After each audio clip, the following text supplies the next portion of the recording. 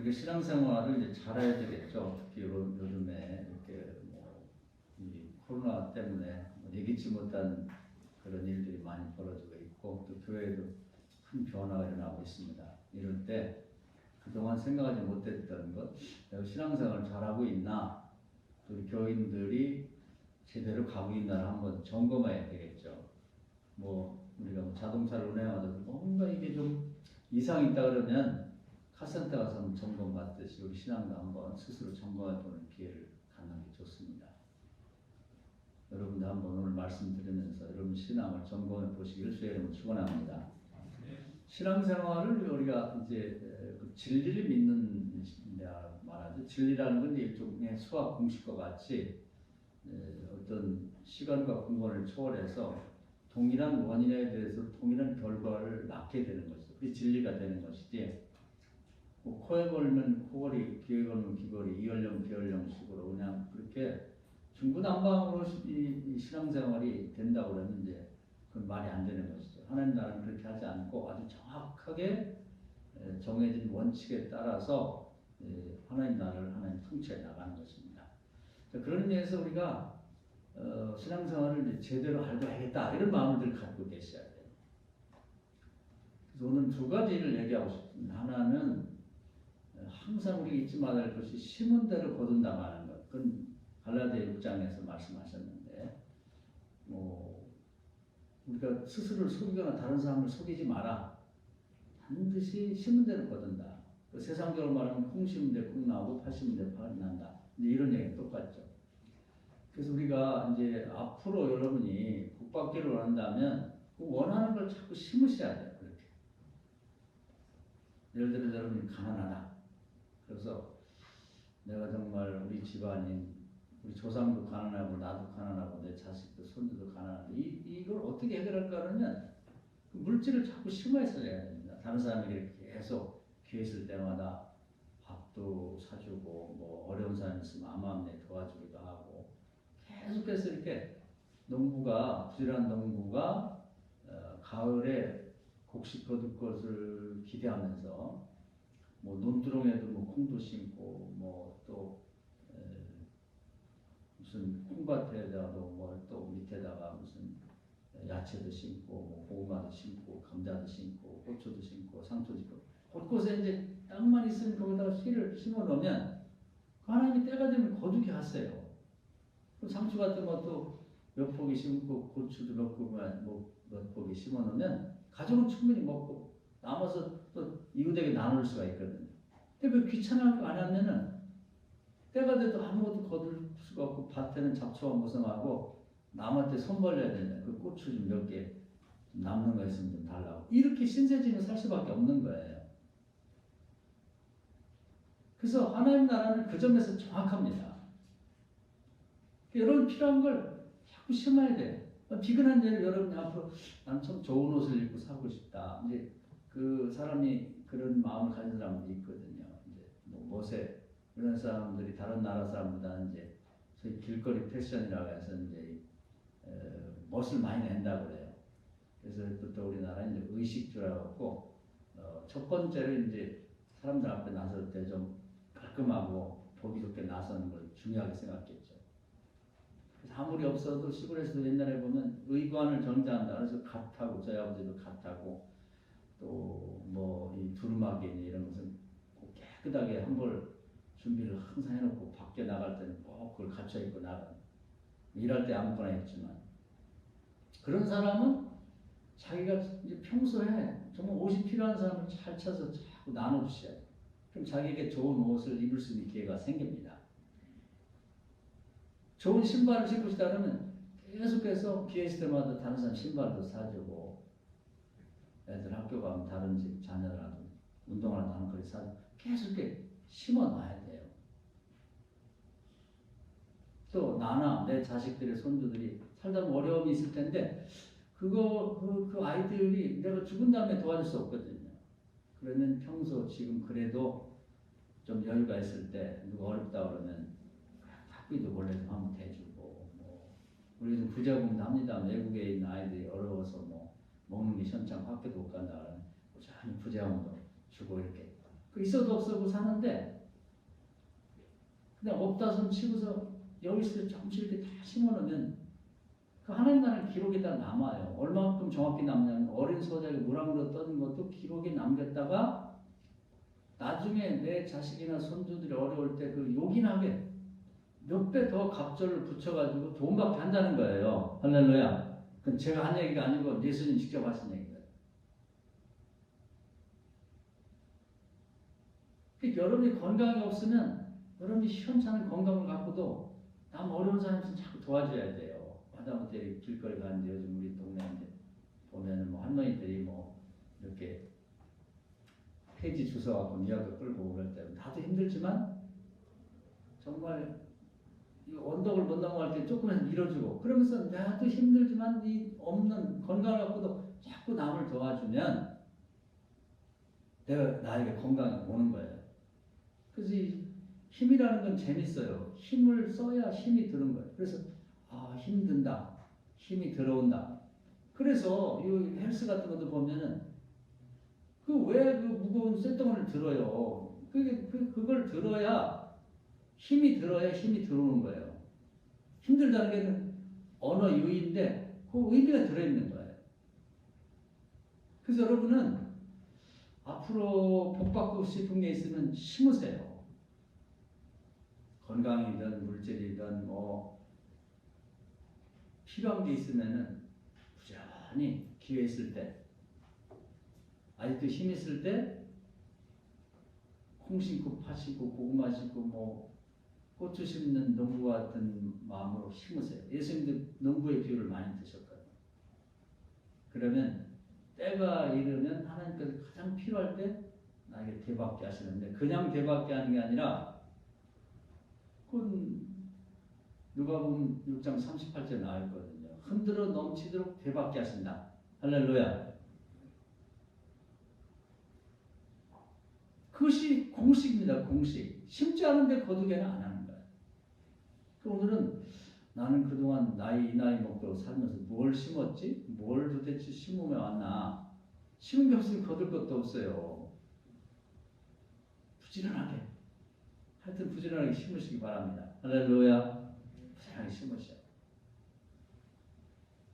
그 내가 거두고 절대 남에게 가지 않도록 하나님이 제대로 표시를 해놨다가 주신단 말이에요. 그럼 심고 볼 일이죠. 우리는 이제 흔히 요즘에 보면 뭘 그걸 심고 나서 뭘 대받으려고 하느냐. 그렇게 생각하지 마세요. 농부가 예를 들어서 뭐 밭에다가 밀을 뿌렸으면 밀을 거둘 것을 기대해야죠. 농사 잘 되기를. 요즘에 굉장히 자기가 무슨 신앙이 신령한 것처럼 생각하는 사람들. 그냥 나눠주면 그만 입을 대받기를 바래. 하나님께 바쳤으면 끝이. 그게 아니에요. 하나님 그렇게 하진 않습니다.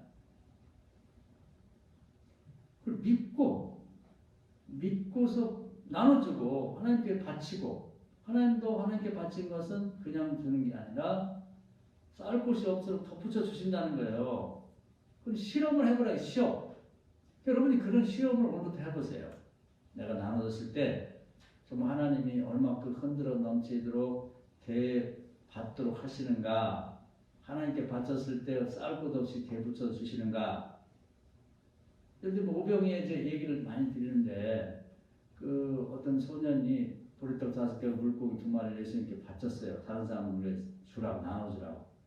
5,000명을 먹고도 12관계 남도록 하나님께서 붙여서 주셨다니. 이걸 그냥 이게 무슨 기적, 표적 이런 게 옛날에 있었다고 생각하지 말고 나도 그런 복을 받고 싶다고 생각하고 하나님께 드리고 기대해보고 믿어보고 시험해보고 나눠주고 기대해보란 말이에요. 할렐루야. 여러분 하고 있는 사업이나 직장도 잘 되려면 거기서 베드로처럼 자기 배를 갖고 일하는 사람 배를 주님이 쓰시도록 하여튼 자꾸 드려보란 말이에요. 그 빈배 하나님 예수님께서 그걸 사용한 다음에 그걸 가득 채워준다니까 2배를 채워준다니까. 제가 수냄자님도 말씀드렸잖아요. 자식이 없어. 그러면 그 집에다가 정말 하나님의 사자인 그 엘리사를 초청해서 잠도 재우고 밥도 먹이라. 그럼 텅 빈 집에 아들을 채워준다니까. 할렐루야. 그것이 하나의 공식이라는 공식. 어떻게 내가 하는 사업이 하나님을 위해서, 이웃을 위해서 이 사업을 통해서 뭔가 그게 자꾸 이렇게 건네지고 받쳐지고 할 수 있는가를 생각해 보란 말이에요. 그거 없이 그냥 막연하게 뭐가 잘 되겠다는 미신입니다.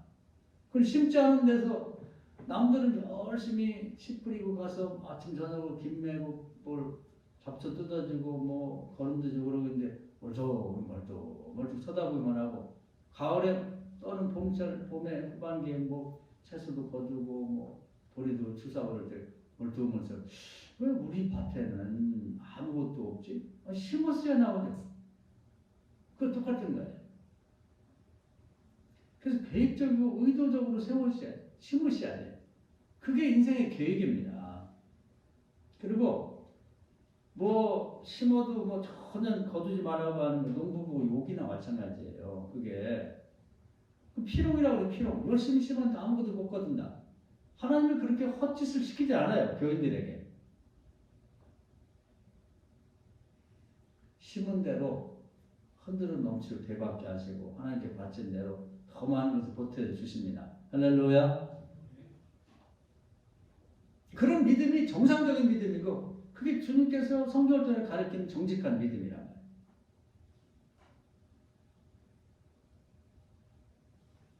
그래서 이게 하나의 공식처럼 여러분 꼭 알고, 그리고 의도를 갖고 기대하고 믿음을 갖고 계속 나눠주시고 심어보세요. 그래야 나중에 거둘 게 있는 거예요. 그래야 내가 남의 자식을 위해서 헌신하고 도와줬으면 내 자식이 어려울 때 반드시 누군가를 통해서 내 자식도 도움받게 하시고 내 손주도 도움받게 하시고, 그래서 내가 누가 안 알아주는 게 좋은 거예요. 그냥 뭘 조금 했는데 어떻게 알아갖고 박수 쳐지고. 저는 여러분을 칭찬을 잘 안 하려고 하는 게 의도가 있는 거예요. 뭐 조금 한 거 갖고 막 요 소문 내고 뭐 설교 시간에 얘기하고 우리 박수 쳐줍시다, 격려합시다. 그게요 세상에 사는 짓이에요. 예수님 뭐라 했냐면 칭찬받을 일을 했어도 칭찬받지 말라는 거예요. 오른손 하는 걸 왼손이 모르게 해야 칭찬이 그냥 그 값이 돼버리면 안 돼. 그냥 주님만 알게 해가지고 주님 나라의 기록이 딱 남고 아무도 모르고 있으면 그게 잘 보관되어 있다가 나중에 하나님께서 그걸 보태가지고 나에게, 내 후손들에게 대접을 주신단 말이에요. 그냥 빈 입으로 목사가 칭찬 한번 하고 뭐 또 교인들이 박수 한번 쳐주는 거 같고 내가 한 일이 다 없어져 버리면은 너무 아깝잖아요. 심으세요. 할렐루야. 심기를 바랍니다. 바로 이것이 말하자면 신앙교육, 인생 계획인 거예요. 계획. 그걸 모르는 사람은 그냥 교회를 왔다 하면서 뭐가 잘 되겠지. 그래서 자기 논도 있고 밭도 있는데 아무 심지도 않고 뭐가 가을 되면 뭐가 나오겠지. 뭐가 나와요? 잡채밖에 다 나오나? 심어. 여러분 정원이 있어도 정원을 가꾸는 사람도 거기다 뭐 꽃을 심어야지 때가 되면 개나리도 피겠죠? 진달래도 피고 철쭉도 피고 목련도 피고 심어야 피는 거지. 남의 집은 왜 이렇게 꽃이 좋은데 우리 집은 없지? 심지 않은 곳은 하고 있어요. 이게 정직한 신앙생활이고 제대로 알고 하는 신앙생활이에요. 그러니까 여러분 오늘 한번 잠시 나는 내일 모레 또 내년 10년에 내 자식들을 위해서 뭘 심어놓은 게 있나. 내가 밭에다 사과나무라도 하나 심어놓고 감나무 심어놔야 지금 어리지만 내가 죽은 다음에 자식들이 따먹을 거 아니에요. 심어야지. 심때 좋은 걸 심으셔. 지금까지 심은 게 없으면 오늘부터 심읍시다. 할렐루야. 이것이 아주 신앙의 기본입니다. 기본.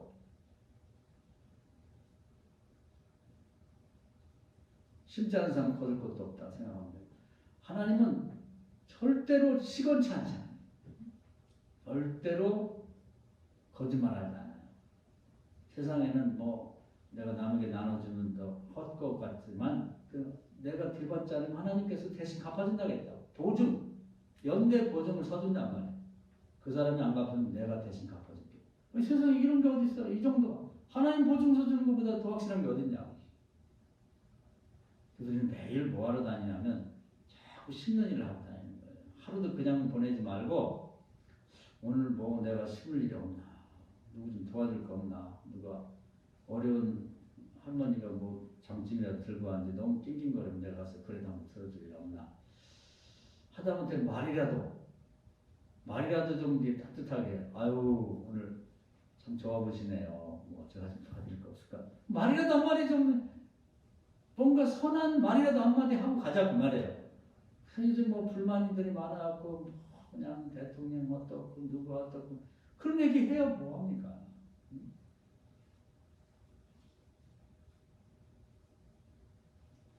그래서 심기를 바란다. 이게 첫 번째 제가 드리고 싶은 말씀이고, 두 번째는 오늘 말씀 간단하게 제가 전했는데요. 읽었는데 십자가 지라는 십자가.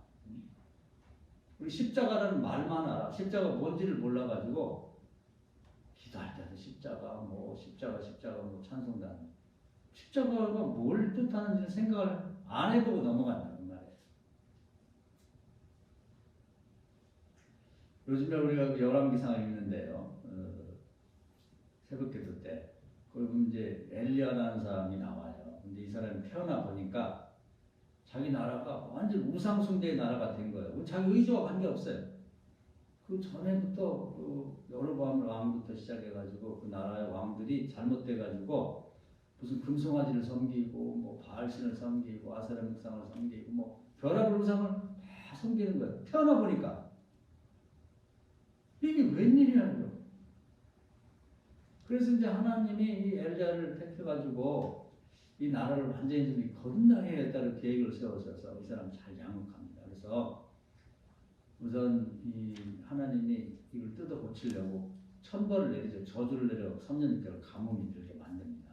그때 이제 그 당시 왕이었던 이 사람도 깜짝 놀라갖고 이 나라가 이거 큰일 나겠거든. 사람들이 다 굶어 죽게 생겼으니까. 비가 안 오면요 사람도 힘들지만 뭐 나무도 타 죽고 뭐 풀도 죽고 곡식도 안 되고, 곡식 없고 물 없으면 가축도 안 되고 되는 일이 없는 거예요. 그러니까 전에는 뭐 얘기를 귀담아 듣지 않지만 이제 이렇게 어렵게 되니까 엘리야가 목소리를 냈어요. 당신 때문에, 당신이 섬기는 그 우상 숭배 때문에 저주받아서 비가 안 온다. 그러니까 또 그 당시 왕 아합은 내 놈이 그 여호와를 믿는다고 하기 때문에 정말 이 저주받아갖고 비가 안 온다. 그 누구 말이 서로 맞는지 모르는 거예요. 백성들도 믿음이 없다 보니까 엘리야 때문인지 또 아합 왕 때문인지 잘 분간이 안 돼. 그러면 누가 전하는 신이 참신인지 한번 대결을. 그래서 그 유명한 갈멜산에서 대결하게 됩니다. 그래서 그때 이제 엘리야가 이 나라를 완전히 그렇게 우상 숭배를 만드는 그 우두머리들이 있어요. 제사장들.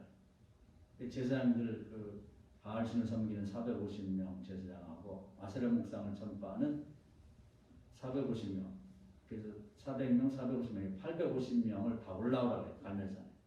다 올라와. 니네 다 올라오고 와서 뭐 바알을 부르든 아세라 묵상을 부르든 불러라. 나 혼자 여호와, 우리 조상 때부터 우리가 믿으라고 전해준 여호와 하나님을 부르고, 그래서 이 제단을 쌓고 어떤 신이 불을 내려가서 이 재물을 태우는지 그걸 증명을 하자.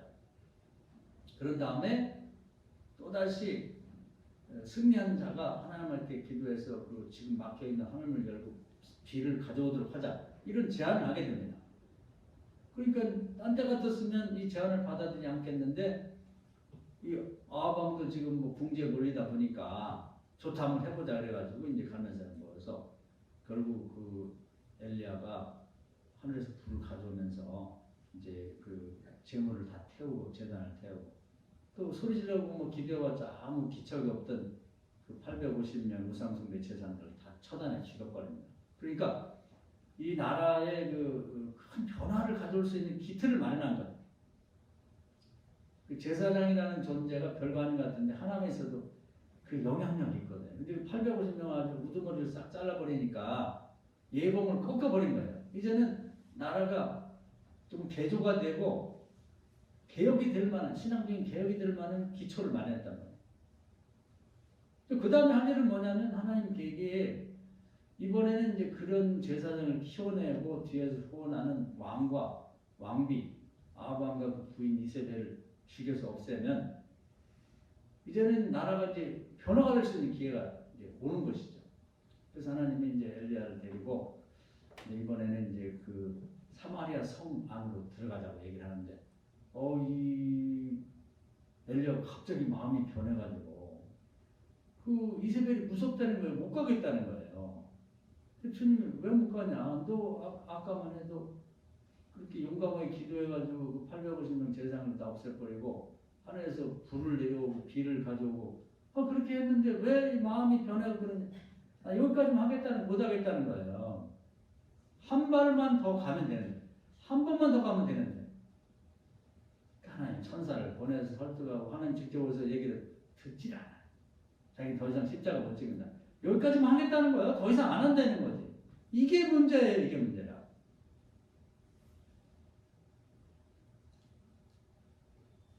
바울은 뭐라고 했냐면요. 내가 정한 핏대를 향하여 끝까지 가겠다는 거지. 바울은 그런 고백을 했단 말이에요. 자기가 져야 될 십자가를 끝까지 지고 간다. 달려갈 길을 다 할 때까지 가겠다. 이런 마음을 먹어야 되는 거예요. 할렐루야. 엘리야하고 바울이 차이가 거기 있는 거지. 엘리야는 자기 할 만큼 했으니까 안 간대. 가기만 하면 하나님이 다 하시거든요. 불을 내린 것도 비를 준 것도 하나님 한 거지. 지가 한 게 뭐가 있어. 가서 말 전하고 대결하자고 한 거가 더 있냐고. 비도 하나님 내렸죠. 자기가 기도 7번 한 거에 뭐 한 게 있냔 말이에요. 그런데 자기가 다 한 걸로 생각하면서 안 간대요. 그래서 하나님이 계획을 얘기합니다. 나는 혼자 일하지 않고 사람과 같이 일하는 걸 정한 원칙이 있으니까 너희가 같이 가져야 된다. 가서 예후라는 장군을 기름 부어서 왕을 삼고 이 나라를 망치고 있는 백성들을 도탄에 빠뜨리고 있는 우상숭배의 원흉인 아합 왕과 이세벨을 처치해라. 가자. 내가 처치할 거야. 너는 가서 말만 해라. 이렇게 안 간대요. 그리고 지금 그 옆에 나라가 아람 나라라는 큰 나라가 이제 막 이렇게 세력을 엮고 있는데 거기 전쟁 광인 벤 하닷이라는 왕이 있는데 내가 그러면 전쟁을 지금 일으키려고 준비를 하고 다 있어요. 이제 일정을 잡고 있으니까 네가 가서 그놈을 죽여버리고 하사엘이라는 자에 기름 부어서 왕을 삼아라. 그럼 이제 전쟁이 금방 일어나지 않고 이제 안정되고 하는 동안에 그것이 이제 전쟁이 길어질 수 있으니까. 그리고 네가 거기까지만 하고 나면 내가 너를 은퇴시켜주고 다음에 엘리사라는 사람을 세워서 네 대신 저 선지자가 되가 이 계획을 말씀하는데 안 간대요. 안 가. 야, 십자가 더 이상 안 진대. 달려갈 길 다 가야 되는데 거기까지만 사마리아하고 아람만 다녀오면 되는데 거기를 안 간대요. 그래가지고 반대로 광야로 도망가고 저 시내산까지 불 속에 들어 나오질 않아. 십자가를 지질 않는 거예요. 그런 바람에 아합이 죽고 이세벨이 죽어야 되는데 안 죽은 거예요. 엘리야라는 사람이 그걸 했어야 되는데 안 가니까 엘리사라는 제자가 생겨가지고 이제 선지자 될 때까지 시간이 오래 걸리거든. 금방 선지자 노릇 하는 거 아니에요. 교회에서 뭐 장로 하나가 탄생하려도 오래 걸리거든. 뭐 세례교인 되고 뭐 또 집사 권사 되고 또 교인이 입교인 30명에서 하나 세우고 뭐 또 진급시험 목사 하나가 나오는 것도 오래 걸려요. 지금도 그 기간 동안에 백성들은 그냥 모든 고통을 다 당하는 거예요. 그래서 아이나다르 베나닷이라는 아람 나라가 군대를 막 많은 주변 내에 있는 다른 여러 종족과 함께 쳐들어온다. 그래서 백성들이 엄청 전쟁에 시달리죠. 그리고 또 이제 아합은 귀신을 섬기다 보니까 우상이 가면이고 배후에 귀신이 있는 거거든요. 귀신이 들려가지고 미친 짓을 하는 거예요. 그래서 대표적으로 보면은 그 나봇이라고 하는 착한 백성이 있는데 그 포도원을 빼앗으려고 왕이 미친 거죠. 미쳤지. 그 왜 백성이 그 있는 땅을 빼앗으려고 그래? 그 모세 때부터 자기 집 가문에다 이렇게 분배해준 그런 땅인데 왕이 뭘 할 짓이 없어가지고 포도가 먹고 싶으면 신하들 보고 갖고 오라면 되는 거고. 자기 아버지부터 왕이었기 때문에 엄청난 왕궁과 주변 땅이 다 지 건데 왜 조그만 그 밭대기 하나 있는 걸 그걸 못 뺏어 갖고 불러가지고 달라 그래요. 돈 줘서 뭐 달라 그러지 팔든지 더 큰 땅을 바꿔준다. 그 왜 왕이 뭐 할 일이 없어 그런 짓을 하냐면. 그리고 이건 조상 때부터 받은 땅을 못 준다고 하니까 밥도 안 먹고 잠도 안 자고 끙끙 앓고 앉았어. 자기 부인 이세벨이 당신 왜 그러냐고 하니까 무슨 글쎄 내가 포도를 갖고 싶어 죽겠는데 그걸 안 준다고. 아유 임금이 돼가지고 그까지 들고 걱정하는데 내가 뺐습니다. 그래가지고 이 거짓말하는 녀석들 돈 주고 불량을 사가지고 거짓 증언하게 합니다. 그 녀석들이 공개적으로 자기들 보니까 나봇이라는 자가 하나님을 저주하고 왕을 모욕하더라. 자기가 들었다는 거예요. 율법에 보면은 이제 두 명의 증인이 있으면 그 증거로 채택이 됩니다. 율법을 알긴 아는데 나쁜 데 쓰는 거야, 다 잘못. 그 거짓 증인들 두 명을 사가지고 그렇게 공개적으로 재판하고 돌로 쳐 죽이고 그걸 뺏어서 주면서 됐지? 그 짓을 하고 있는 거 왕이 돼가지고. 한 단면을 내겠는 거야, 단면. 그 정도니 뭐 이 아합과 이세벨이 다니며 하는 짓이 얼마나 어처구니없는 짓을 하고 다니겠어요. 사울왕이 귀신 들리니까 말이죠. 하나님 정치는 안 하고 자기 사위 잡으러 다녀. 10년, 20년 동안. 제사장 죽이러 다녀. 엘리야가 그때 끝냈어야 돼요. 끝냈어야 되는데 안 끝내고 십자가를 거부하니까 그 저주와 그 고통이 그냥 그 시대에 계속 백성들이 당하는 거예요. 거기서 끝나는 게 아니라 아합 왕이 죽고 아들이 또 왕이 돼. 아하시아라는 왕이. 그 녀석도 똑같은 짓을 하는 거예요. 또 그 죽고 나니까 지 엄마 이세벨은 그때까지 죽지도 않고 또 다른 아들 요람이라는 아들을 또 왕을 시켜가 똑같은 짓을 하는 거예요. 더 기가 막힌 것은 그 딸을 이제 키웠는데 아달랴라고 지 엄마 못지않은 그런 우상 숭배자예요. 그래가지고 어떻게 정략 결혼해갖고 남쪽에 여호사밧이라는 아주 성분이 있었는데 거기 며느리를 들여 보낸단 말이에요. 야, 귀신의 역사죠. 그 집 아들 여호람이라고 하는 이제 왕세자가 이제 그 부인을 잘못 얻은 아합처럼 이 우상 숭배하는 여자를 잘못 얻어갖고 남쪽도 그냥 우상 숭배 나라가 돼버린 거예요. 엘리야가 그때 처단했어야 했는데 십자가를 졌으면 끝나는 건데 왜 십자가를 안 지는 바람에 말이에요. 십자가 자기 혼자 지라는 게 아니에요. 그냥 하나님과 함께 기도할 때 기도하고 말할 때 말하고 순종할 때 순종만 하면 하나님 다 하시는 거거든요. 할렐루야. 끝냈어야 했는데 안 끝내는 바람에 북쪽도 엉망되고 남쪽도 엉망되고.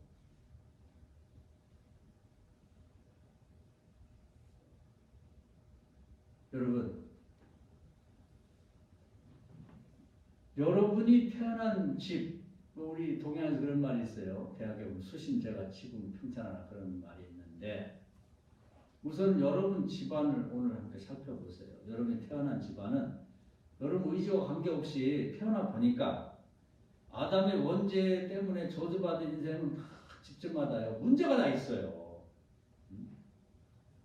내가 태어나보니까 우리 집은 남자가 일찍 죽는 집안이야. 그런 집안도 있거든. 또 자살이 많아. 또 무당이 많아. 질병이 많아요. 온갖 질병, 뭐 이상한 괴질들이 있어가지고 무슨 암이 된 대대로 뭐 할아버지 나무로 죽고 뭐 아버지 나무로 죽고 뭐 또 뭐 형제도 나무로 죽고 뭐 그런 집안도 있고 뭐 고혈압, 당뇨 뭐 하여튼 그런 집안에 태어난 거예요. 내가 의지와 관계없이 태어나보니까 그래. 엘리야가 태어나보니까 우상숭배의 나라인 것처럼 내가 태어나보니까 그런 거예요. 또 태어나보니까 우리 집 얼마나 가난한지 찢어지게 가난한 거예요. 그냥. 어떤 집은 사람이 자녀들이 뭐 부모가 다 공부를 그렇게 안 해. 그냥 머리가 나쁜 건지 공부하시는 건지.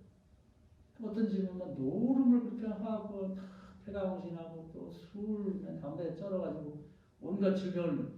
또 태어나보니까 내 의지와 관계없이 그런 집안에 태어난 경우가 있거든요. 그러면 여러분이 이 가게에 흐르는 유전적인 악한 것들을 여러분 대에서 끊어버려야 돼요. 할렐루야. 십자가를 져야 한단 말이에요, 여러분이. 그래서 적어도 내가 태어난 집안만은 더 이상의 불행이 대물림되지 않도록 내가 십자가 져야겠다, 이런 마음을 먹으라는 말이에요. 하나님과 함께 반드시 내 시대에서 끝을 내버린다. 그리고 내 다음 세대는 이거 넘어가지 않도록 하겠다고 결심하셔야 돼요. 이건 십자가입니다. 할렐루야. 엘리야가 달려갈 길을 다 갔어야 되는데 갈멜산에서 사마리까지 갔어야죠. 그게 가기 싫다는 거야. 왜 거꾸로 도망가냐고. 어떤 사람 교회 다니다가 교회를 안 다녀. 이제 못하겠다는 거야. 그러면요, 나도 이런 저주받은 집안에 태어나고 힘들었지만 내 자식도 힘들고 더 힘들어. 손주 때 더 힘들어. 갈수록 태산이야. 불행은 혼자 오지 않고요, 엎친 데 덮친 것처럼 오는 거고 설상가상으로 오는 거예요. 누가 십자가 돼요? 우리 집을 남이 와서 대신 져준다? 아니, 그 집도 누가 십자가 안 지는데 누가 내 집에 와서 십자가를 져줘요? 어린 턱도 없는 소리, 그런 쓸데없는 생각 하지 말고 저와 여러분이 지셔야 돼. 십자가 피하지 말고 도망치지 말고 지십시다. 할렐루야. 내가 과거만 하면 하나님이 하신다 그래. 하나님이 다 하시는 거지. 그게 필요하다는 이 시대. 결단하셔야 돼. 적당히 어떻게 그냥 교회를 왔다 갔다 많이 해도 저절로 된다는 그 미신이에요. 성경에 어디 그런 게 있습니까? 구해야 되고 찾아야 되고 문을 두드려야 되고 십자가를 져고. 주님 말씀은 나도, 우리 예수님 하신 말씀은 나도 십자가 지려고 이 땅에 와갖고 달려갈 까지 끝까지 달려가자. 십자가에 매달려서도 구원하셔. 제자들에게 우리 엄마 부탁한다. 자기를 저주하고 못 박은 사람들은 하나님 저들이 몰라서 그렇지 알면 저렇게 하겠습니까? 용서해 주세요. 인류가 낳은 기도 중에 최고의 기도예요. 그러니까 농담을 한 얘기 아니야. 진심으로. 그리고 자기도 고통스러워 아픈데 그 고통 중에도 옆에 있는 강도 하나가 주여 나를 구원하시니까 그래, 네가 오늘 나와 함께 나와내실 것이다. 달려갈 길을 끝까지 가는 거예요. 끝까지. 어떤 상황이나 어떤 어려움이 있어도 끝까지 감당하는 거지. 달려갈 길 끝까지 가는 거예요. 죽음의 순간까지도. 심지어는 뭐 여러 가지 논란도 있지만은 죽어서 3일은 그냥 놀지 않고 지옥에 내려가서 옛날에 복음을 들어주지 못하고 죽었던 그 노아 홍수 때 몰살당한 사람들에게 거기서도 복음을 전했다는 거예요. 가서 예수 믿고 대속 회개하고 대속받고 복음 받으라. 이야, 여기까지 가야지. 거기까지 가는 게 십자가를 지는 거지. 아니 중간에 가다 말은 뭐래요? 오늘 여기 나오신 여러분들 십자가 지세요.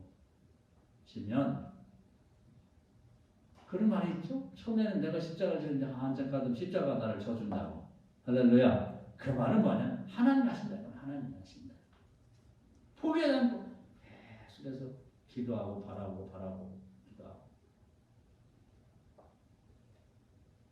주님이 그 인간에게 원죄 때문에 찾아온 가장 해결하기 어려운 저주를 4가지를 말씀하셨어요. 질병과 가난과 그리고 귀신 들림, 귀신에게 고통당하는 거, 억울하게 뭐 이렇게 갇히는 거, 문제에 갇히기도 하고 감옥에 갇히기도 하고. 그걸 반드시 내가 주님이 중정사업이 4가지야. 내가 반드시 이거 해결해 줄 거다.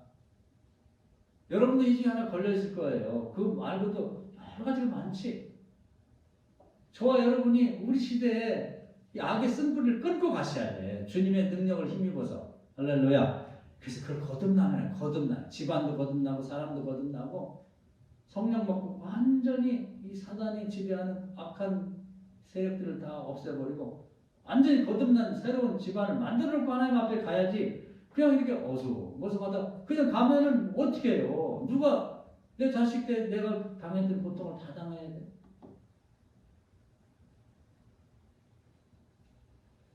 우리나라는 그래도 이제 비교적 다른 나라 사람들보다 말이죠. 이런 사명감이 좀 투철하다는 평가를 좀 받아요. 우리나라가 일제 30년에 그렇게 그 식민지 지배를 받을 때 하여튼 뭐 엄청난 사람들이 자기를 희생해가면서 독립운동했죠. 절대로 나라에 있는 서름 우리 후손들에게 물려주지 말자.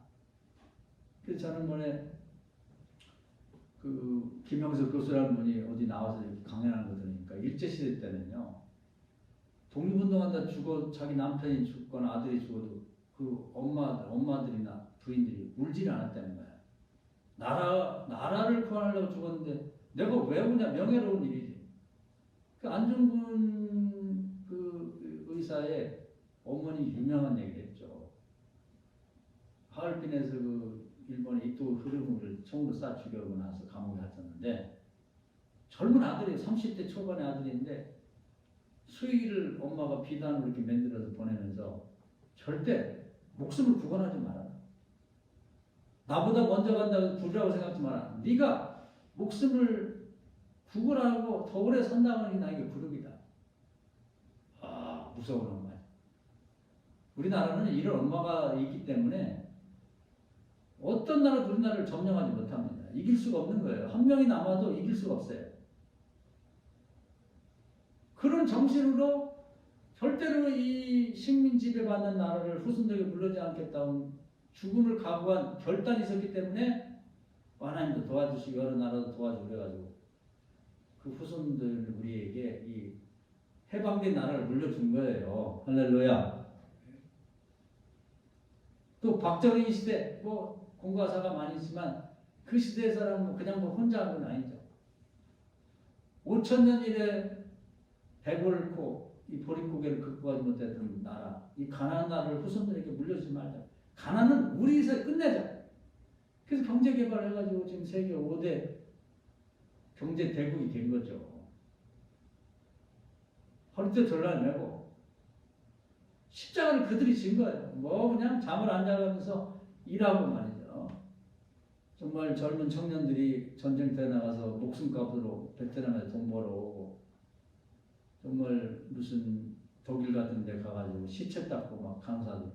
그래서 고생하고 말이죠. 정말 남이 안 들어가는 탄광 깊은 데 가서 그냥 탄 캐고 박정희 대통령이 거기서 울었다는 거 아니에요.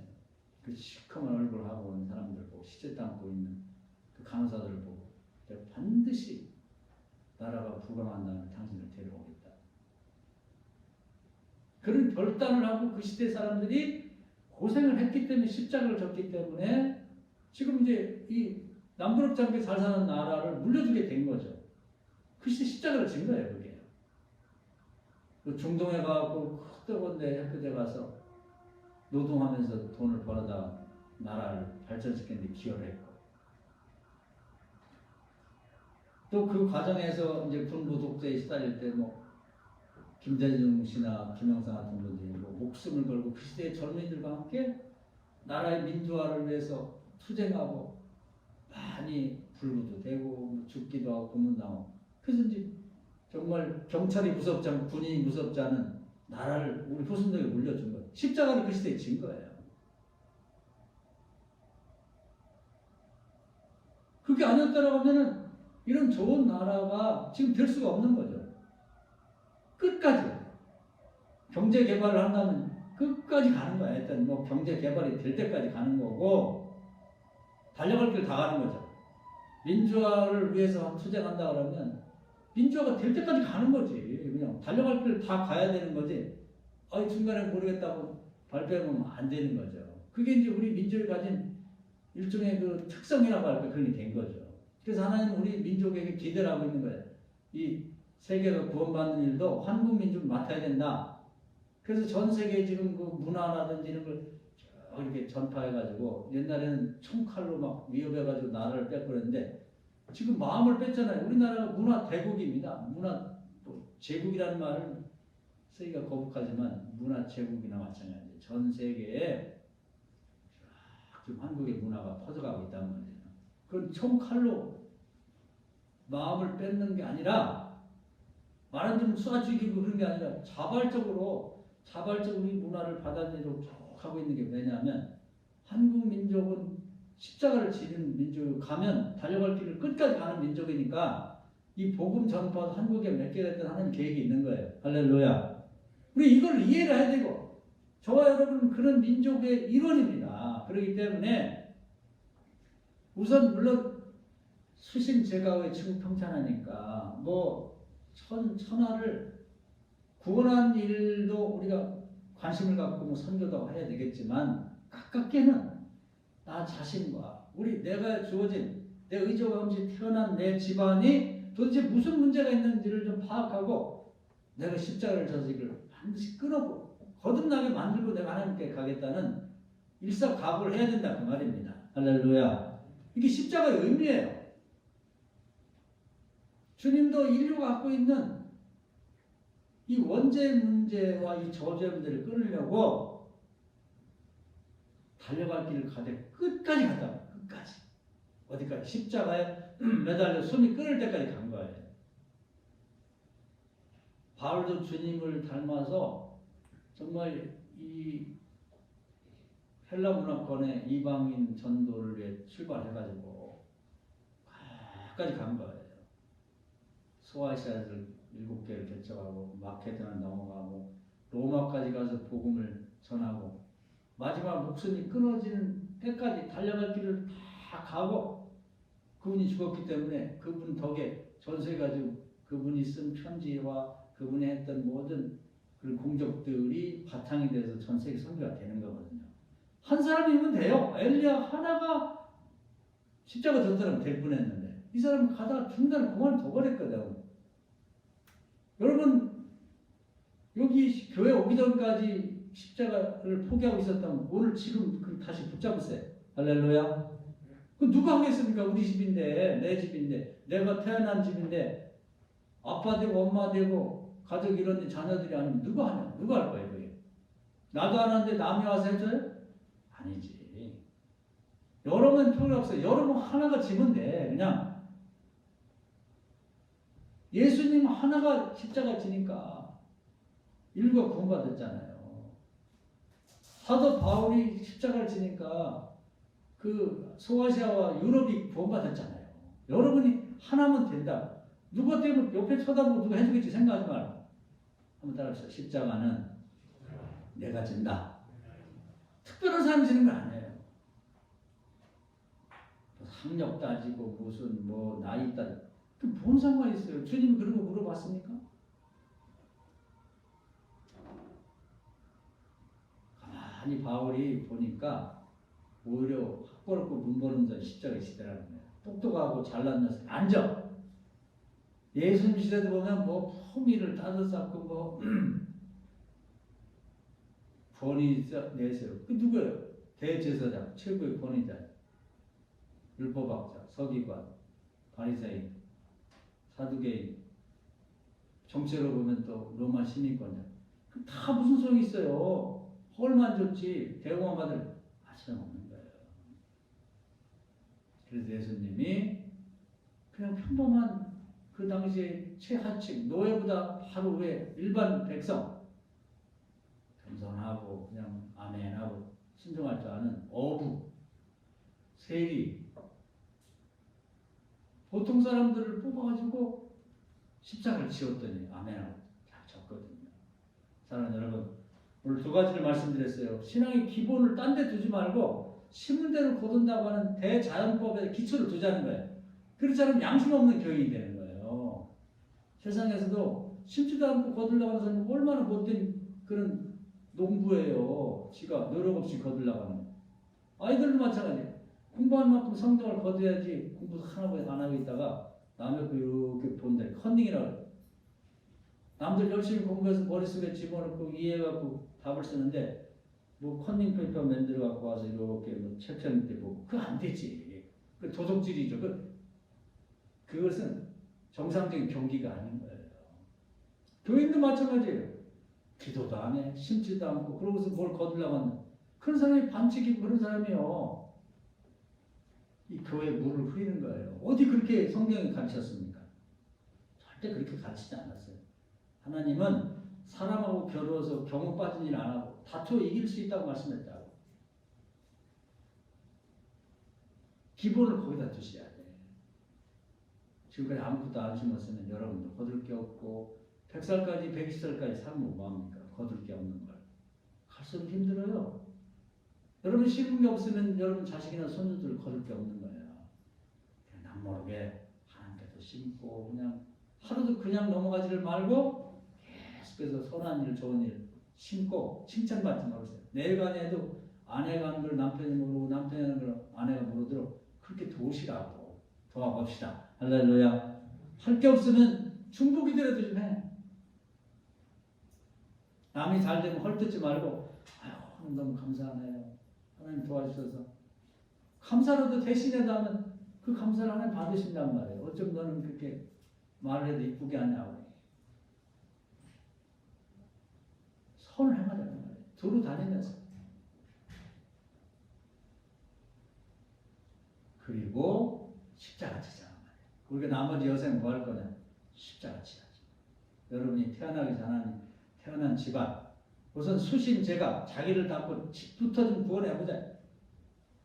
그래서 애들이 정말 하나님 맡겨준 애들을 잘 키우고 믿음을 키우고 또 질병이 있으면 질병을 나대에서 끝내버리고 거듭나서 완전히 집안 자체가 더 이상은 그런 질병으로 시달리는 후손이 없도록 가난도 물리치고 남부럽지 않은 집안으로 만들어서 내가 떠난 다음에도 선대리도록 그 복이 쭉 이어지는 집안을 한번 만들어 보자는 거지. 딴 생각하지 말고. 할렐루야. 그게 십자가 지는 거예요. 주님이 주님을 추종한 그 제자들 12명부터 시작했고 돌아가시자마자 120명을 불어나더니 그 쭉 퍼져가지고 전 세계 23억의 기독교인이 됐잖아요. 그분 하나가 그 공을 세운 거예요. 그전에는 첫 아담이 완전히 세상을 망쳐놨는데 여러분이 희생을 하시면요. 십자가를 지면 여러분 자녀 1000대까지 예수님 다시 올 때까지 여러분 집안에 훌륭한 인물들이 나오고 이 세상에 머리가 되는 자가 나올 것이고 부해져서 그 부를 갖고 뭐 사람 해치는 데 쓰는 게 아니라 정말 가난한 자를 나눠주고 구원하는 꾸러다니지 않고 구워주는 사람으로 그 집안이 변화될 거라고 말입니다. 할렐루야. 이 좋은 것이 있는데 왜 십자가를 안 지고 딴 생각하고 무슨 해찰하고 다니고 그 쓸데없는 시간과 에너지를 버리냐 이 말이에요. 그렇게 하면 안 돼요. 오늘은 제가 기본은 요즘에 이제 우리가 이 엉뚱덩둥 막 이 정신없이 뭐 그 세상이 막 변하고 정보가 막 자극적인 게 많이 생기다 보니까 이 신앙을 다시 생각을 못 해보는 것 같아요. 그리고 뭐 이 매스컴을 보면 매일 코로나 얘기고 무슨 뭐 스포츠 스타들이 뭐 꼴른 얘기고 무슨 뭐 트로트 뭐 경야물 거기만 눈을 쏟다 보니까 자기 신앙이 지금 어디로 가는지 어떤지를 전문을 못해. 우리는 자기를 들여다보고 자기 집안을 봐야 됩니다. 정신 바짝 차리고 십자가를 지되 달려갈 길 다 갈 때까지 갑시다. 예수님처럼 바울처럼. 할렐루야. 엘리야처럼 가다가 중간에 그것 찍고 나는 여기까지가 내 일이라고 돌아서면 안 돼요. 그 내가 하는 게 아니야. 나는 아멘하고 그냥 결단을 가기만 하면 나와 함께 하시는 하나님 다 하신단 말이에요. 마지막으로 전쟁 때 그 다윗에게 제가 많이 말씀드렸죠. 기도하고 같이 가면 하나님이 마지막에 이 전쟁은 내가 앞장선다. 너는 내 뒤에 숨어서 와가지고 그냥 찬양하고 내가 싸우는 거 잘 봐. 그런 다음에 내가 이겨놓고 전리품 생기면 네가 다 가져가. 야, 하나님 싸우시는 거예요. 하나님하고 같이 가는데 질그릇 같고 우리가 애기랑 똑같은데 우리 뭐 싸우라고 해요? 하나님 싸우지? 아니라 이 말이에요. 저도 손자가 있지만 손자하고 같이 가는데 뭐 어려운 일 있으면 제가 앞장서서 싸우지 우리 손자 어린애를 내보내고 네가 가서 해라. 그런 일은 없는 거예요. 하나님은 절대 그렇게 안 하십니다. 오늘 말씀 은혜가 되셔서 아주 기본적으로 양심적으로 심은 대로 거둔다는 걸 믿고 자꾸 심으시기 바라고요.